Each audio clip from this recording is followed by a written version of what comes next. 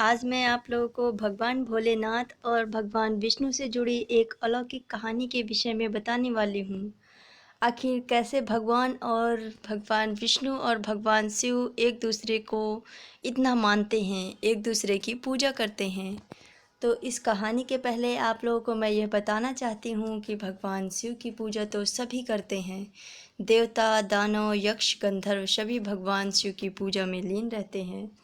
एक बार इसी तरह भगवान विष्णु ने भी सोचा कि हम भी भगवान शिव को प्रसन्न करने के लिए कुछ करेंगे। भगवान विष्णु ने यह ठाना कि हम भगवान शिव को 1008 कमल अर्पित करेंगे। तभी भगवान शिव ने उनकी इस प्रतिज्ञा को कहा कि हाँ ठीक है, आप हमें 1008 कमल अर्पित करिए। तभी भगवान विष्णु 1008 कमलों की खोज में पूरे ब्रह्मांड में भ्रमण करने लगे। उन्होंने पूरी दुनिया में कमलों की खोज की और उन्हें सिर्फ और सिर्फ 1007 कमल मिले, एक कमल नहीं मिला।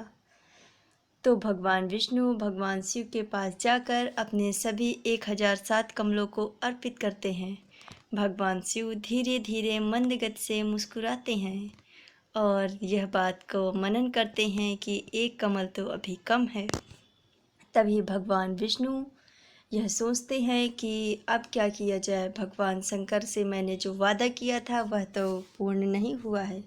तभी भगवान विष्णु यह सोचते हैं कि मुझे तो कमल नयन कहा जाता है, इसका मतलब है कि मेरे जो नयन हैं वह कमल के समान है। तो उन्होंने तुरंत अपनी दाईं आँख को निकालकर भगवान भोलेनाथ को समर्पित कर दिया।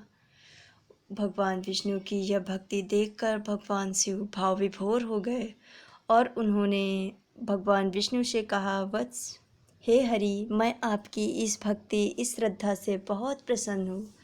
आपने एक कमल कम होने पर अपनी आँखों का मुझे दान दे दिया।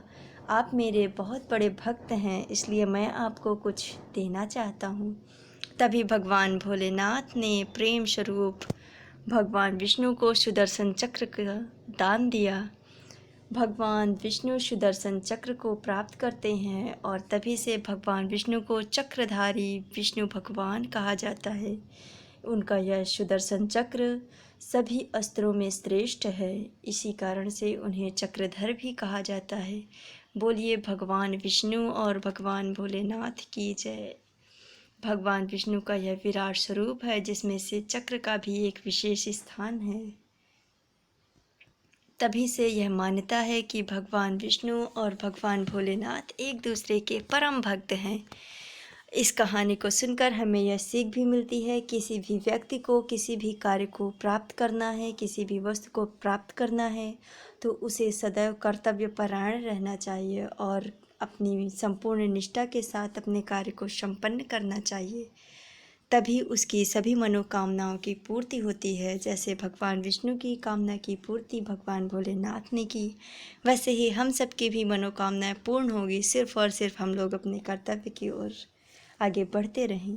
बोलिए भोलेनाथ की जय, बोलिए विष्णु भगवान की जय।